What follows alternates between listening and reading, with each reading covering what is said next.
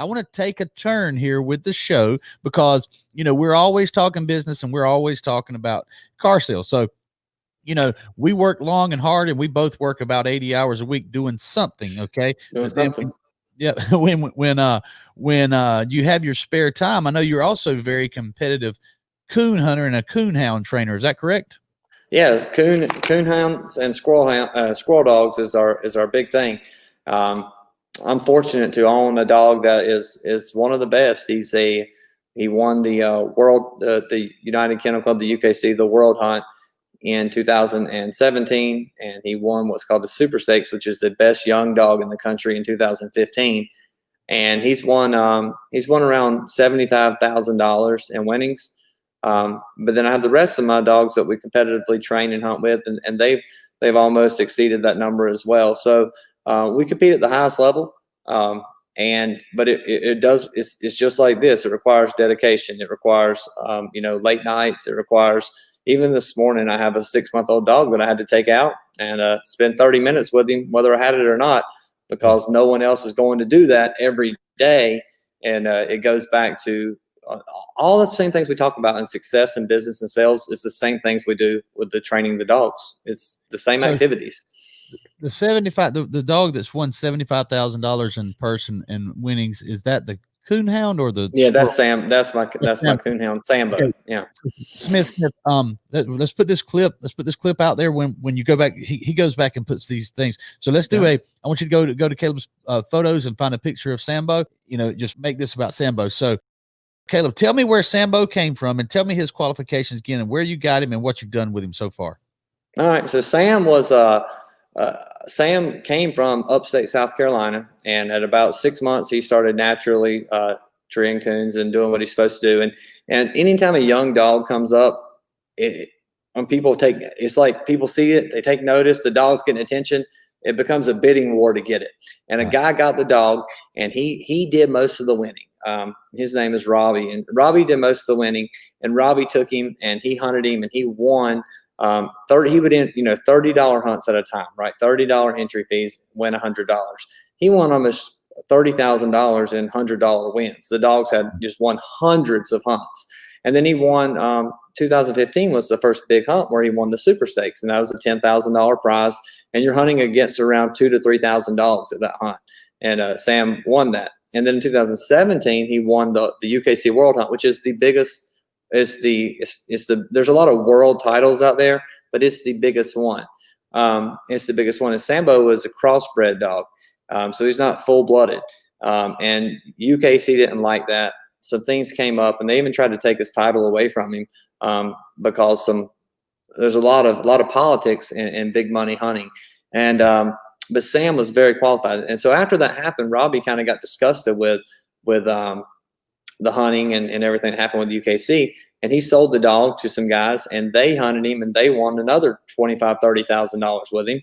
And I got a phone call one day about 18 months ago, I guess, and the guy said, "Hey, do you want to buy Sam?" And I was mainly only doing squirrel dog field trials, and I said, "Yeah." I said, "I'd like to have him for my son." So we're not going to competition hunt. I'd just like to have him for my son. So I bought the dog and went and got him, and of course, I had no idea how good he was, and I got him, and we started going to hunt. I said, "Well, I'm gonna take him to some hunts," So we started winning some hunts, and these hunts are not $30 that we're going to. They're $5,000, $6,500 entry fees, and you're winning, $50,000, $60,000 at these hunts. And so we start putting him in those, and he's doing real well, and got him in a breeding program, producing a lot of nice young dogs.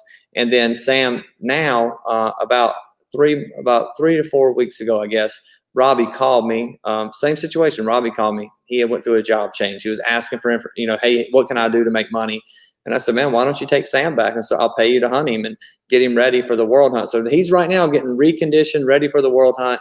He's going up there in the second week of October, and we're looking for him to do really well and get back on top and people recognizing what a good dog he is again, and a chance for Robbie to kind of a good chance for Robbie to put all that noise, to bed that people call us about him and the dog. And so we're looking at it as as a coming back opportunity, you know, to come back and show everybody, you know, what he can really do. So Sam's is a one of a kind animal.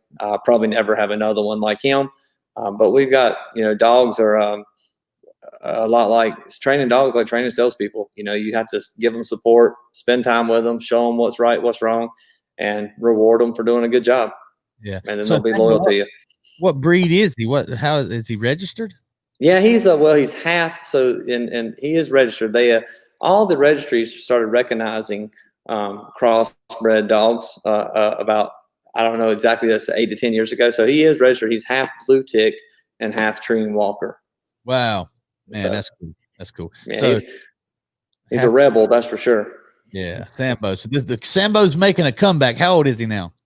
He's 8. He's 8, but he looks like he's 2. He's genetically he doesn't have any, he is. He really is, you know. So, yeah, and that's their prime. Like 6 to 8 is kind of their prime. They've got all the foolishness out of them. All the young stuff is gone, and they only want to do their job. So I know that in the last 3 weeks, we've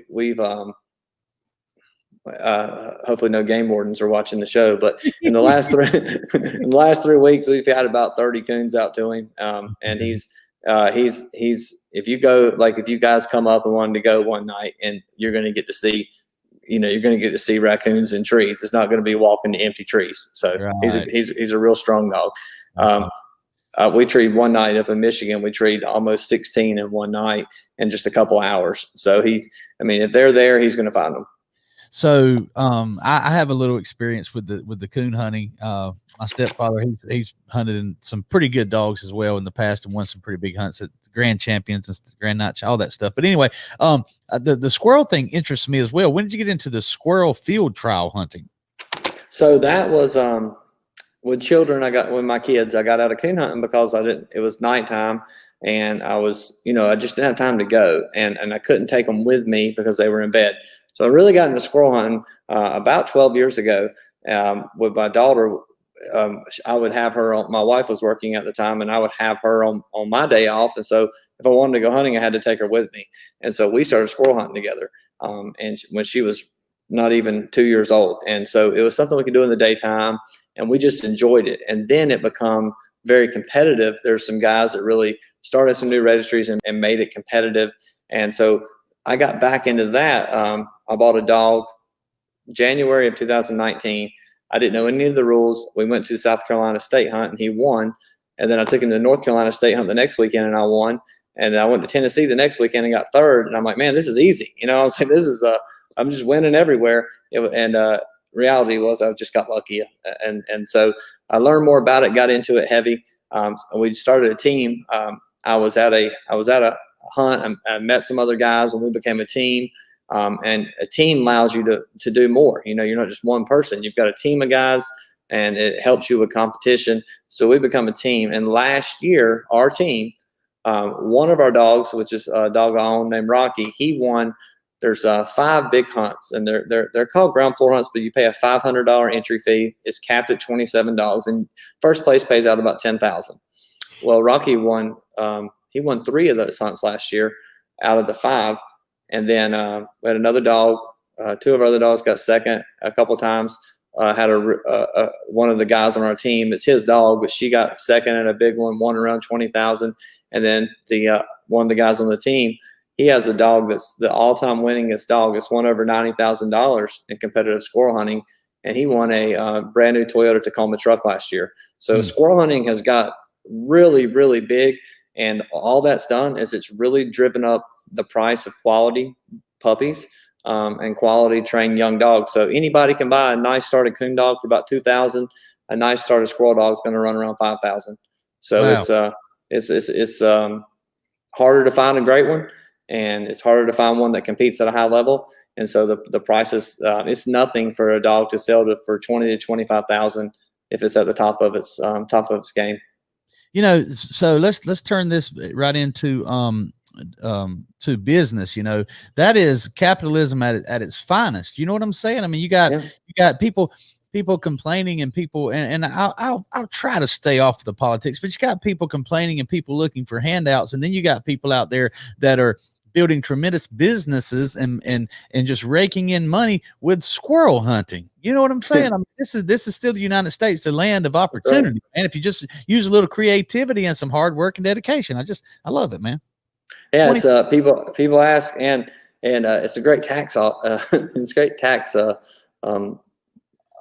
opportunity as well, because obviously, you know, kennels and farms, you have some benefits there, and it produces income. You know, it's not something you're just spending money on, and so it does give you a lot of benefits there as well to have a hobby that you can compete at and make money in, because it is producing income. And so you can write it off on your taxes.